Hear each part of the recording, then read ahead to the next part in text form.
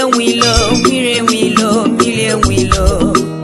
Ijele nwanyị kwuola na mmiri ada enwilo. Mmiri enwilo,